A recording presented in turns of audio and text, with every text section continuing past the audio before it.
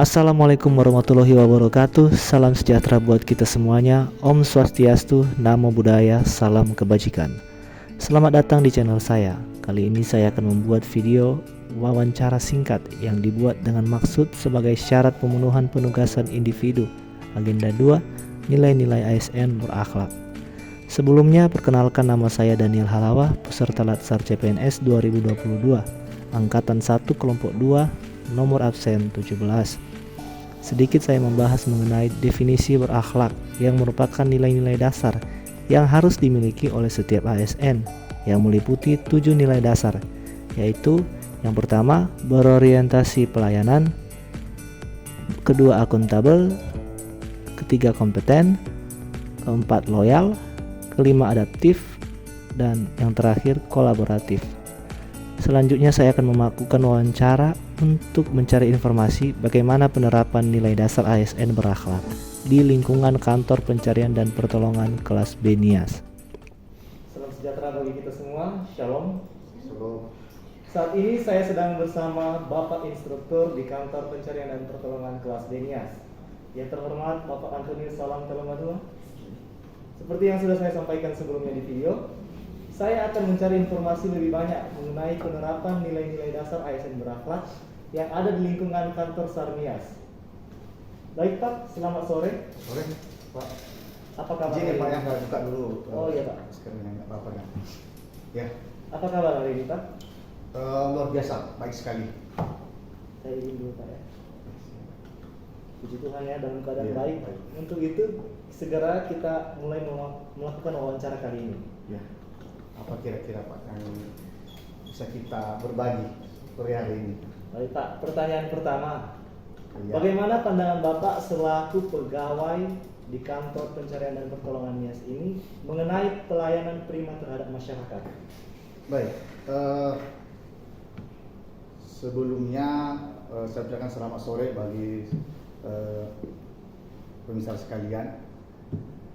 Perkenalkan, nama saya Antonius Salam Telemanua dari kantor SAR NIAS. Sesuai dengan pertanyaan dari Pak Daniel mengenai pelayanan prima yang saat ini di kantor SAR NIAS, saya rasa untuk pelayanan prima untuk masyarakat cukup baik ya, cukup baik. Terutama kita ini kan siaga kita ini 24 jam. Jadi tiap hari selama 24 jam kita siaga, dan tentunya siaga ini yang 24 jam ini menimbulkan satu reaksi atau respon yang cepat ketika ada informasi dari masyarakat maupun dari instansi pemerintah lainnya tentang kejadian musibah ataupun bencana alam, demikian. Jadi saya rasa cukup baik, dan kita juga sudah sebarkan nomor kontak person kita di masyarakat. Bahwasanya masyarakat ini ketika tahu ada bencana, ada musibah, bisa langsung telepon kita. Siapapun pegawai kantor SAR-NIAS ini bisa ditelepon, dan kita akan lanjutkan nanti seterusnya kita laporkan kepada pejabat yang terkait dengan hal tersebut. Demikian. Baik Pak, artinya sejauh ini pelayanan dari kantor SAR-NIAS terhadap masyarakat sangat baik ya Pak? Baik. Pertanyaan selanjutnya, bagaimana kira-kira contoh penerapan pelayanan prima di masyarakat yang pernah diterapkan di lingkungan kantor SAR-NIAS? Ya, itu tadi ya, kita terapkan ke masyarakat itu bahwasanya kita selalu ini masyarakat ini tidak tahu ini info kalau bagaimana caranya kalau misalnya ada musibah ini untuk memberitahukan kepada Basarnas, khususnya kantor SAR-NIAS ya. Jadi selama ini di benak mereka itu bahwasanya kalau kita minta pelayanan SAR dari Basarnas, khususnya kantor SAR-NIAS ini butuh biaya, jadi ragu-ragu. Jadi di masyarakat ketika kita melaksanakan operasi, sekalian kita sosialisasikan mengenai organisasi kita ini, mengenai Basarnas ini, bahwasanya Basarnas ini memberikan pelayanan SAR ini tidak memungut biaya spesial pun dari masyarakat, jadi free. Jadi Itu pelayanan kita berikan sosialisasi kepada masyarakat, dan juga kita memberikan beberapa pelatihan baik itu yang Basarnas sendiri adakan maupun yang dimintakan oleh instansi tertentu, baik itu instansi pemerintah maupun non pemerintah. Jadi selalu kita gulirkan terutama dengan bagaimana sistem-sistem penyelamatan diri ketika terjadi keadaan-keadaan darurat demikian, seperti kalau misalnya ada longsor, banjir, dan lain sebagainya gitu.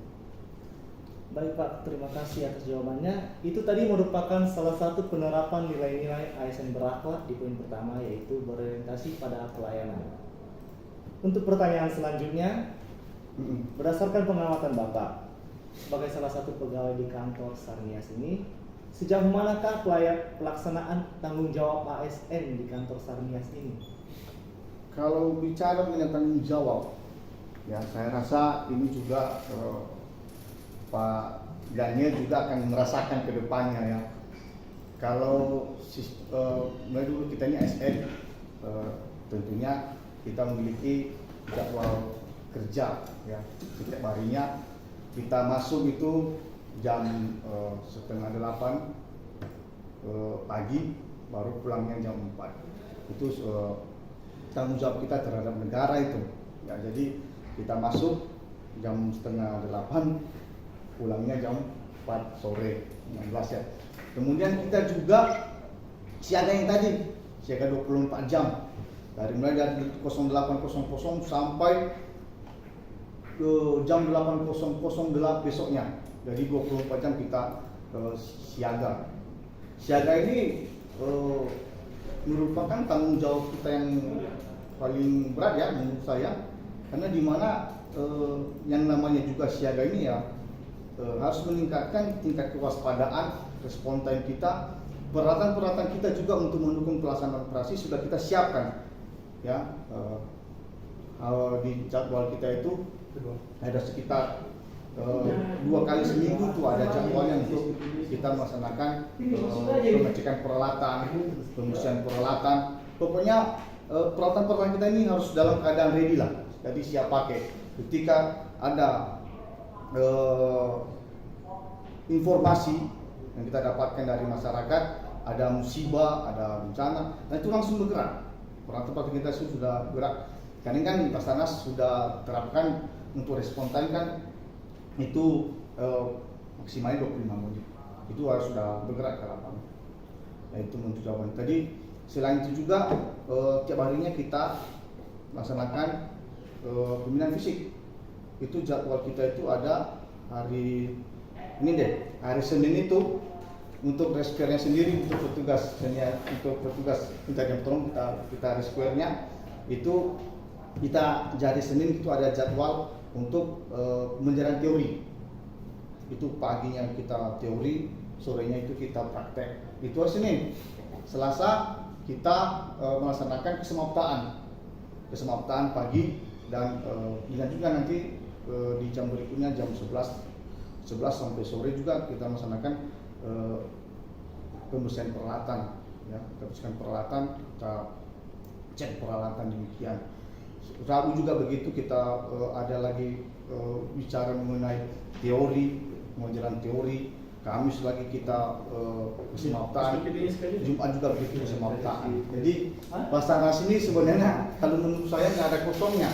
Kadang juga di waktu-waktu Sabtu, Minggu, waktu-waktu libur kita juga siaga. Dan kalau ada juga informasi mengenai musibah ya kita nggak harus bergerak.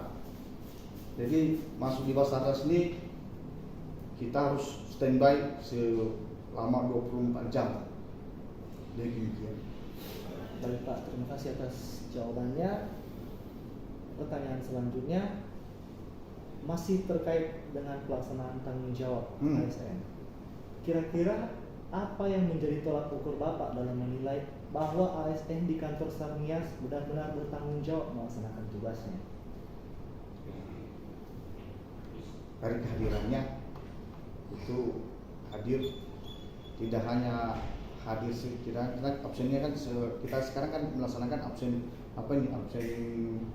bukan absen langsung, kita dari apa namanya, Online. dari online, kita absen online. Bukan hanya itu, juga harus badannya itu, fisiknya itu ada sampai di kantor, bukan hanya sekedar absen aja secara online aja. Tanggung jawab satu, kehadiran, baru ke tanggung jawab terhadap masyarakat ya. Karena kita ini insan SAR, insan pencarian pertolongan ya, kita juga harus menunjukkan sikap yang baik terhadap masyarakat ya. Kita ini kan kalau sudah menjadi ASN ini menjadi satu figur contoh lah bagi masyarakat luar, terutama bagi pemuda-pemudi lah ya. Untuk bagaimana bersikap sebagai seorang petugas SAR, tanggung jawab, baru terapi. Ini juga harus ini kerapian ini juga tidak lepas dari satu tanggung jawab. Kemudian absen, baru mengenai apa tadi, tugas utama jangan dilupakan, jangan utama. Lalu jadwal piket ya piket, kalau siaga gitu. Sekarang ini kalau petugas siaga itu tidak ada di tempat kan kasihannya para marah. Kenapa sampai petugas yang siaga tidak ada di tempat? Yang jadi juga dipanjang tuh. Baik Pak. Tadi itu merupakan tolak ukur yang digunakan untuk menilai. Dari poin-poin yang disampaikan tadi, itu merupakan salah satu contoh penerapan nilai akuntabel di kantor SAR-Nias. Kita lanjut di pertanyaan berikutnya Pak. Dalam melaksanakan tugas, adakah usaha tertentu yang sudah dilakukan oleh para ASN di lingkungan SAR-Nias ini dalam rangka meningkatkan kemampuannya, kapabilitasnya, dan meningkatkan kualitas dirinya? Ya itu tadi ya, saya ulang lagi nih ngomongnya, untuk meningkatkan kemampuan kita ini di ASN ini, karena kita lebih diprioritaskan di apa sih, di pembelajaran teori, di skill masing-masing, skill individu. Itu dari Senin, itu tadi saya katakan dari Senin sudah kita pembelajaran teori, pagi itu teori, sorenya itu udah praktek. Selasa kita melaksanakan kesemaptaan, baru kita melaksanakan pemeliharaan peralatan hari sorenya. Rabu lagi kita melaksanakan menjelang teori materi pagi, teorinya prakteknya sore hari. Kamis lagi kita melaksanakan kesemaptaan lagi, sorenya itu kita laksanakan pemeliharaan peralatan. Jumat kesemaptaan umum. Ya itu tadi ya. Selain daripada itu kita diisi dengan peningkatan kemampuan skill kita masing-masing. Ini kan kita ada untuk MFR, ada untuk jungle rescue, water rescue, ya kan, confined space, CSR. Nah, jadi dalam satu minggu itu selalu kita tingkatkan kemampuan kita. Jadi bisa kita katakan hampir merata semua kemampuan kita ini. Misalnya ada satu orang misalnya yang basicnya itu tadi dia di water rescue. Nah, kita minta dia itu untuk bawa untuk sharing-sharing kepada kita. Jadi otomatis kita ini semua udah tahu. Jadi ada kesamaan lah, ada kesamaan skill kita masing-masing. Jadi tiap hari dalam seminggu itu selalu kita utamakan peningkatan kemampuan skill individu, dan kemudian juga tidak lupa kita melaksanakan kebugaran fisik, karena itu juga yang utama. Apa gunanya juga kalau di lapangan ini kan kita harus butuh fisik-fisik yang prima ya. Kantor juga mendukung dengan dikasihnya kita suplemen untuk menambah daya tahan tubuh kita. Demikian. Baik Pak, terima kasih. Jadi kegiatan selama ini yang dilakukan itu merupakan salah satu solusi untuk para pegawai meningkatkan skill dan kompetensinya. Kita lanjut ke pertanyaan berikutnya Pak.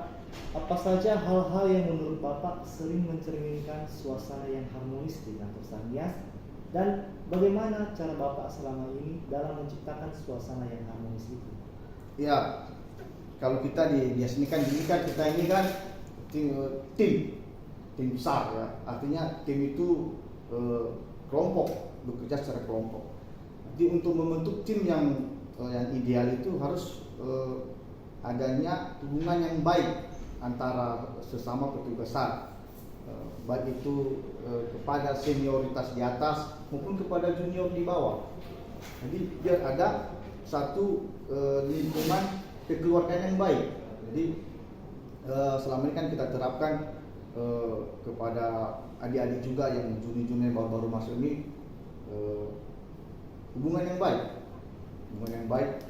berinteraksi dengan mereka, pokoknya kita membuat suasana kekeluargaan, sehingga nanti ketika kita ke lapangan itu kita bisa tahu karakter kita masing-masing, karakter teman-teman kita masing-masing.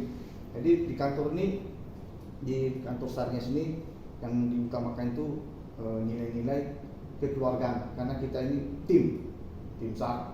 Di tim SAR ini kalau dia kerja tidak hanya satu orang, tapi dia bekerja secara kelompok karena dia itu tim. Kalau salah satu di antara kelompok ini kan tidak baik, komunikasinya kurang dengan dia, kelompok ini tidak akan bagus dalam melaksanakan tugas. Ya. Baik Pak, terima kasih. Ternyata keharmonisan ini tercipta ketika kita menjalin kerjasama dalam tim. Jelas. Pertanyaan selanjutnya, sebagai pegawai di lingkungan kantor SARNIAS, kira-kira langkah apa saja yang sudah Bapak upayakan untuk meningkatkan loyalitas para ASN di lingkungan kantor SARNIAS? Ya itu tadi ya, loyalitas itu baik loyalitas kepada pimpinan, loyalitas kepada senior, kepada leading juga, dan kepada junior-junior. Ya, loyalitas ini sebenarnya dalam membahasakan ini luas nih maknanya loyalitas, terutama dengan kita di lapangan ya, kita loyal kepada atasan ini artinya mematuhi segala perintah yang diberikan kepada kita, tidak melenceng, karena setiap hari ini kan kalau di medan operasi, kalau di operasi SAR kita kan selalu mengikuti yang namanya RENOP. Ya, RENOP itu merupakan satu perencanaan yang dibuat oleh pimpinan terkait, dan itu sudah mendapatkan persetujuan dari pusat. Nah, jadi kita melaksanakan seperti itu. Yang di luar daripada itu kan tidak boleh. Yang kita melaksanakan tugas itu sesuai dengan SOP-nya. Loyalitas ini juga kepada junior-junior kita. Jangan kalau kita kerja itu yang capek-capek itu ya junior tinggal, bisa kita memberikan mereka pekerjaan yang berat. Ya, cuma juga kita harus memperhatikan, percuma kita ini bergerak dalam bidang kemanusiaan, tapi kita tidak bisa memanusiakan manusia, kan percuma. Jadi ya berikan dia porsi kerja yang sesuai dengan kemampuannya. Demikian. Baik Pak, terima kasih atas pernyataannya. Untuk pertanyaan berikutnya, kita lanjut ke pertanyaan selanjutnya.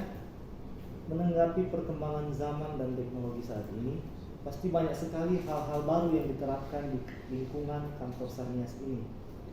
Menurut Bapak sebagai ASN, bagaimana para pegawai mampu beradaptasi dan menghadapi perubahan-perubahan yang terjadi? Ya, belajar tentunya, meningkatkan kemampuan pribadi. Ya, contohnya sekarang ini banyak pun ASN yang saya rasa masih belum bisa mengoperasikan laptop masih belum bisa. Jadi ya dunia sekarang ini ya, dunia digital ini harus mau nggak mau kita ikuti perkembangan zaman, karena perubahan itu membawa kebaikan kepada kita. Jadi belajar aja. Ya seperti saya pribadi misalnya tidak tahu mengoperasikan laptop, ya kalau saya mau maju ya saya harus belajar bagaimana bisa mengoperasikan laptop tersebut. Ya. Baik Pak, dari jawaban Bapak, mungkin yang lebih baik dilakukan para pegawai yaitu dengan terus belajar dan memperluas wawasannya. Betul, itu. Ya. Untuk pertanyaan selanjutnya, yaitu pada saat ASN di kantor Sarnias menemui kesulitan dalam melaksanakan tugasnya, kira-kira upaya apa saja yang digunakan untuk menyelesaikan masalah tersebut, baik dalam masalah pekerjaan maupun masalah dalam hubungan sosial antar pegawai, pejabat maupun masyarakat. Ya sharing aja, sharing berbagi informasi. Tadi saya sudah katakan kita ini kan keluarga antara abang adik, antara anak dan bapak. Jadi ya kita tadi saya bilang menjalin komunikasi yang baik.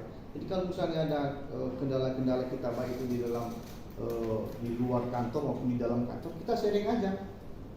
Misalnya kita sharing kepada atasan kita, kepada senior kita, pada junior juga bisa kita sharing. Ya, kita sharing apa permasalahan kita. Jadi kalau sharing ini kan tadinya pikiran kita itu buntu, kalau kita sharing, mungkin dengan kita sharing, wawasan kita bisa terbuka. Oh ini dia yang benar. Apa yang harus saya perbuat kalau udah begini? Ya. Baik Pak.